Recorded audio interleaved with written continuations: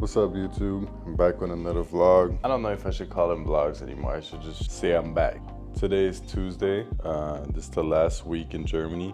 I just woke up because I had to do an interview with 361. Basically an interview on how basketball players purchase their shoes, or at least my experience on how I buy shoes and what I look at in a basketball shoe, things of that nature. Everybody went home, so Jordan and I are the last ones here, which we're the two French-speaking guys on the team. So I'm just gonna work out for these last days that I have in this gym, and then make my exit, I guess. It's been a long season, and I arrived here in August, I think the first week of August, and now it's the first week of May soon. So yeah, man, made some progress. The bags are packed up, and now I just have to clean the house. But I leave Thursday morning.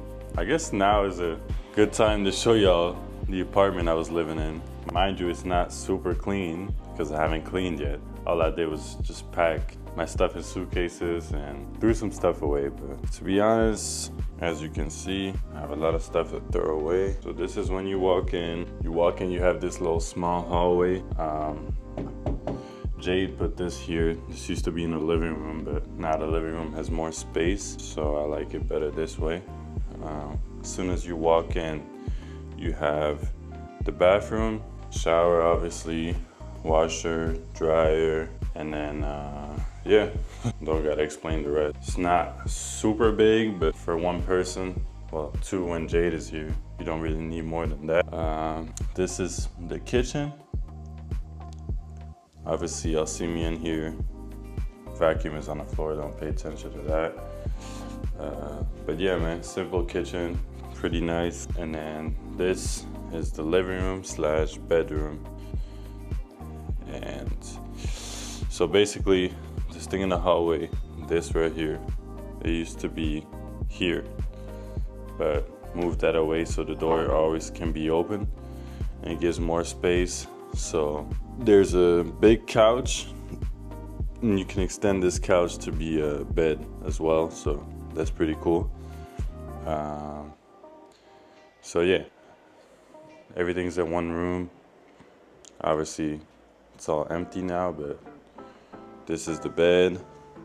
Pretty nice bed. And yeah, man, this is the view from the window. Y'all seen that before as well. Actually happens to be great weather today, so y'all are lucky. This is a jewelry store, and we actually went there to resize Jade's ring, so that came in handy. This is also a pharmacy. So I have like a pharmacy, I have a jewelry store, all next to my house. And then below my house is like a little night shop. Not only night shop, but like it sells like vegetables and like snacks. So yeah, man, this is where I lived for about 8-9 months, and it's pretty solid. I like the apartment a lot, to be honest. The only thing I didn't like is the Wi-Fi. The Wi-Fi was horrible. It's good enough to make calls, look up stuff on the internet, but I couldn't stream on the game at all. I used to stream on Twitch, or at least try to. I couldn't do that at all this year. So if I had to do it again, I would probably get my own Wi-Fi box. Other than that, it's a nice setup.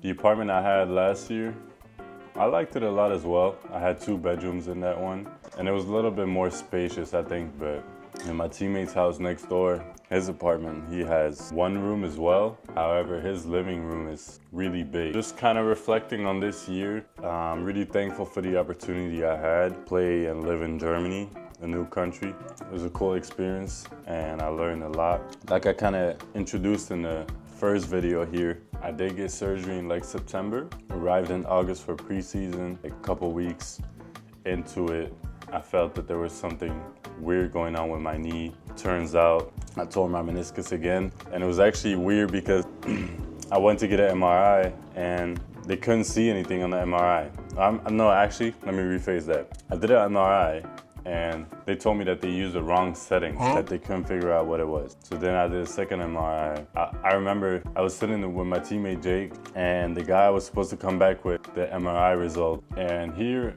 at least in this city in Germany, it's not a big city, they don't want to speak English. And I'm pretty sure everyone knows how to speak English, they just don't want to or they're shy. So this doctor walks in and I'm asking him, so like, what's the result? He just starts speaking German, like immediately. And I speak German because I learned in school for about 2 years, so I understand everything, but my speaking is not like to a fluent level yet. So I understand what he was saying. I just thought it was weird. Like he was speaking to me in English 20 minutes before. He ended up telling me, yeah, we can't see what's going on the MRI, but we're gonna have to go in your knee. Obviously, it's not what I wanted to hear, but I guess it was for the best. Yeah, they went in my knee, found out I tore my meniscus again. This time they didn't repair it, but they actually removed a small piece. So my goal was to come back as fast as possible because I didn't want to miss any game. And I still had to prove myself because the whole time I was injured, the season was starting already. And we didn't have a great start to the season. I think we lost like 10 games in a row. So by the time I was practicing again, there was not really gonna be a true role for me because everyone was established already 10 games in, and I lost the opportunity to prove myself. And to be honest, I tried to come back to the court as fast as possible, but I didn't have the best rehab or physical therapy. I was kind of doing it mostly by myself, and I did some sessions with our physical therapist, but in my head, I just wanted to come back as fast as possible, and maybe that wasn't the smart choice because when I came back, I still had issues, and I was able to play, but I was not myself at all. Like, I couldn't dunk off 2 feet. When I would close out for a shot, like, you know, when you do the little stutter step, like that would just punch something on my knee inside of there and it would just hurt a lot. Eventually I did another MRI. Turns out there was too much inflammation in my knee still, and I was actually causing more damage, so I had to be sidelined again for 3 weeks. By the time I was actually playing to a normal extent, to somewhat of my capacity, it was like beginning of January. And I started playing with the second team because I did sign a deal where I could be used for both teams, but the goal was to be integrated in the first team only. I started playing in January with the second team to gain my confidence back and to just see if I'm able to play again with my knee. And it was a frustrating experience, honestly, because the first games I was producing because the league is a lower level, but I still didn't feel like myself. Like even if I was able to get by defenders, like it didn't feel like my old self, where I felt explosive or where I felt like nothing could hurt me at all. Like every movement I was doing, I was scared of getting hurt again. So eventually I went to the physical therapy place in the city and the team helped me out with that. And I started working out with a guy and he showed me more specific exercises for my knee. And that was actually really good for me because like seeing that I could do heavier squats and lunges with a lot of weight, that was telling my brain that I could actually start doing the movements on the court without being scared necessarily. And he was having a lot of talks with me. I was really insecure, asking tons of questions. I was probably super annoying, but he was always there to help me. He told me if I needed to text him with questions, I can always text him. So I did about a couple weeks of rehab. I also got lots of treatment with our physical therapist and the physical therapy place down the street. Shout out to Nicole and Richie. They gave me great treatment. Week by week, I was gaining more confidence and I felt like I was getting faster again, like I was jumping again. I started to try some of the dunks I used to do, but it took me a while to get back to that level. I'll show a video here. And yeah, today I'm at the point where at least off 1 foot, I can do all the dunks I used to be able to do again. Off 2 feet, it's still a work in progress. I feel like week by week, I can do something I couldn't do the week before. So it's frustrating because I used to do all this stuff without warm up, without effort. But now it's like being 16 all over again. Trying a bunch of dunks until you master them again, but it's coming back. Overall, it was not an easy year mentally. For me, my goal was to play with the Pro A, and I wasn't able to do that. By the time I actually started feeling good physically and mentally, it was February. The team was in full rhythm. It's hard to come back to a team that late. Especially with us, we had the big losing streak. We had 4 new players coming into the team, and we had 3 players leave believe. I'm not calculating wrong right now. So if those different guys were coming in the team and they weren't able to find a rhythm and not find a cohesion, like it was gonna be hard for me. That was not even super healthy yet. It is a little disappointing because I thought my chapter in Germany was gonna be different. And also last year, it was my first professional year in Belgium, but I did not get a lot of minutes. I did gain a lot of experience because we had pros and vets with a lot of experience on the team. And I was practicing every day with those guys. And just by practicing against them and just talking to them, you learn so much. I only started getting some minutes towards the end of the season. I wouldn't say I was happy with those minutes, but I still had to learn a lot. So yeah, man, to recap, my first 2 pro seasons have been really tough. Last year I was healthy, but I was on a team full of experience and I didn't get a lot of minutes. This year I was not healthy and it was a battle to come back to the normal me. So yeah, I'm a little bit sad because obviously as a player you want to play, you want to start building your resume and having a nice career, and now it's going to be off season where I'm going to have to work hard and most likely wait to find a new team, prove myself there. But I'm confident with the work I will put in and just the stuff I've learned throughout these first 2 years and the patience I had to finally play. The next season will be my season to finally show what I can do. And I kind of just wanted to be transparent with you guys on YouTube because I'm not gonna act like, you know, it's all sunshine and rainbows playing overseas and it's all easy and stuff. There are days where you're gonna feel like you want to give up and you're not near your family, nobody can help you. You're really the only one that can have your back and believe in yourself to stay strong enough mentally. Luckily for me, I have a fiance that talks to me a lot and helps me to stay strong mentally, but if you're alone by yourself, this stuff is not easy. For example, me, after these 2 years I just had, I could easily just quit and go get a normal job or something. It will maybe be less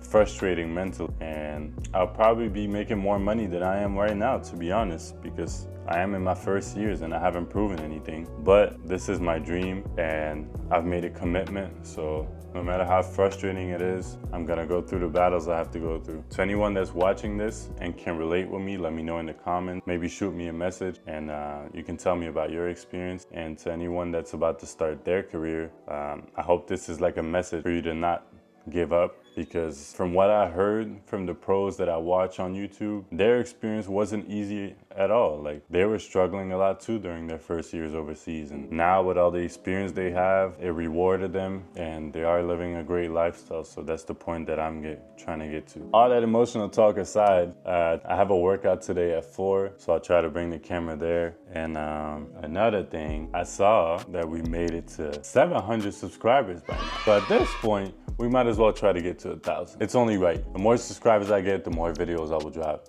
And no, I'm not bribing you guys. I'm just saying it's rewarding for me because these videos, it takes a lot of work to put these together, man. So it does make me happy to see that we're at 700. I did not expect it at all. Some of my videos, the views are going up after weeks of having it on like 300, 400 views. So thank you so much, guys. And I will keep making content for you and try to keep it real.